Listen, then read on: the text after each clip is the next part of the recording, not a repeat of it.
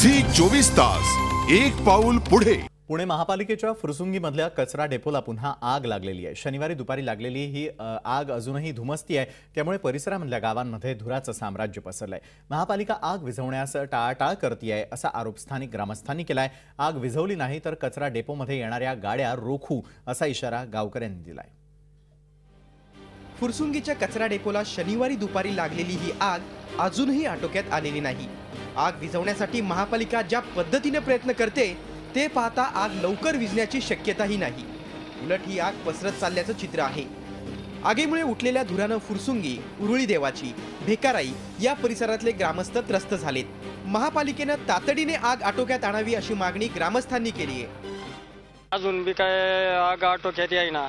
कॉर्पोरेशनचे अधिकारी म्हणतात आम्ही रात्रभर जागे हे ते, पण आज जवळजवळ 24 तास झाले तरी अजून आग आटोक्यात येत नाही। याचा अर्थ यांनी ही जाणून बुजून आग लावलेली आहे। या कचरा डेपोत आगीचा हा काही पहिलाच प्रकार नाही। ठराविक कालावधीनंतर आग लागण्याच्या घटना नियमितपणे घडतायत। शहरातला जवळपास सर्व कचरा याच डेपोत येतो, मात्र तो उघड्यावर टाकण्यास बंदी आहे।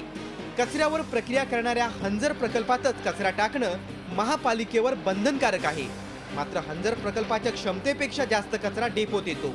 हा जास्तीचा कचरा उघड्यावर टाकला जातो, त्यानंतर त्याला आग लावली जाते असा ग्रामस्थांचा आरोप आहे। ही आग लवकर विझवली नाही तर कचरा डेपोत येणाऱ्या गाड्या अडवण्याचा इशारा ग्रामस्थांनी दिलाय। ग्रामस्थांचा हा इशारा पुणेकरांसाठी धोक्याची घंटा आहे, कारण कचरा डेपोत जाणाऱ्या गाड्या अडवल्या गेल्या तर पुण्यात जागोजागी कचरा साठणार आहे। झी 24 ताससाठी नितीन पाटोळे, पुणे। झी 24 तास एक पाऊल पुढे।